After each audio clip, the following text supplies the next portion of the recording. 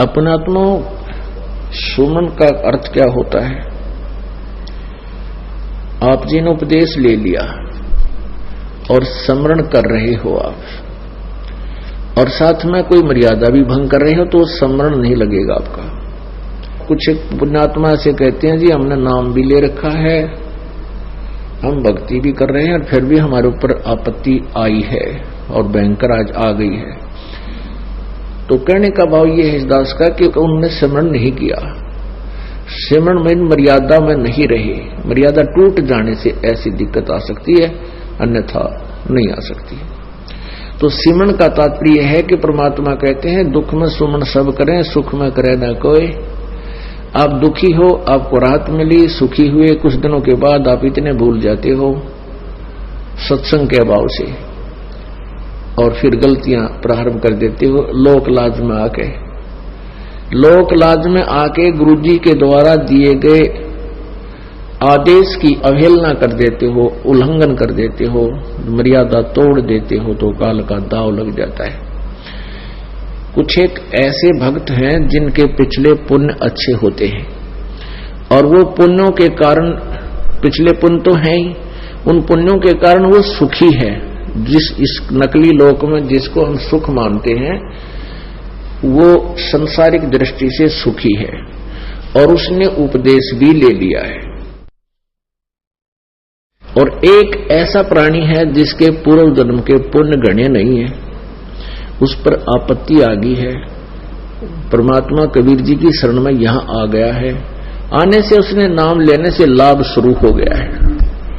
तो कुछ दिनों के बाद उसको दुख आने बंद हो जाएंगे, क्योंकि पुण्य बढ़ जाएंगे, पाप समाप्त कर देता है परमात्मा। तो फिर वो कुछ दिनों में उस दूसरे भक्त को देखा देखी कि दूसरा भक्त है, वो भी नाम लिए हुए है, और वो भी मर्यादा तोड़ देता है, जो गुरुजी ने आदेश दे रखा है उसका उल्लंघन कर देता है, और देखता है कि उस पर कोई आपत्ति अभी आ नहीं रही। उसको देखकर वो स्वयं भी विचलित होकर के कोई मर्यादा भंग कर देता है।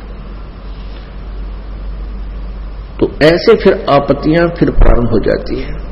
जिस व्यक्ति ने उपदेश भी ले रखा है और नाम भी खंडित कर दिया, तो उस पर अब मंत्र उसका है नहीं उसके पास। इस नाम की कमाई बिल्कुल नहीं है। जिसने बीड़ी पी ली, शराब पी ली, मांस खा लिया, या कोई आन उपासना कर ली, या लोक लाज में आके परमात्मा वाले नियम से वो वंचित हो गया, तो उसकी भक्ति नहीं चल रही, उसके पिछले पुण्य चल रहे हैं। और वो सत्संग भी आ जाता है, नहीं भी आता है, बीड़ी भी पीता है, एकाजी में गुटी भी ला लेता है, और वो फिर भी कहता मैं संत रामपाल का शिष्य हूं। वो कह रहा है पर वो दास का शिष्य नहीं है। हाँ, उसके साथ क्या बनेगी? फिर एक ही दम इतनी आपत्ति आवेगी जब उसके पुण्य समाप्त हो जाएंगे, वो बक्कल उतरेगा, और फिर वो व्यक्ति आकर के कहेगा कि मैंने तो नाम ले रखा था जी, हमारे घर पे भी ऐसी आपत्ति आ गई। तो वो ऐसा पापात्मा होगा कि आसपास के क्षेत्र के 10-5 कोई भगत चारे हो नाम लेने के लिए श्रद्धालु, तो उनके लिए भी वो एक रोड़ा बन जाएगा। यूं कहेंगे देखो उनका नाम ले रखा था, आज उनका इतनी आपत्ति आ गई। तो उसके पास नाम नहीं था भगवान वाला, परमात्मा का प्रोटेक्शन नहीं था। जब लग हंसा हमरी आना, और काल लगे नहीं तेरा पाना। जब तक हम परमात्मा की मर्यादा में रहेंगे, आन माने मर्यादा, तब तक काल का अटैक हमारे पर नहीं होगा। तो इस प्रकार हमने परमात्मा की भक्ति के साथ साथ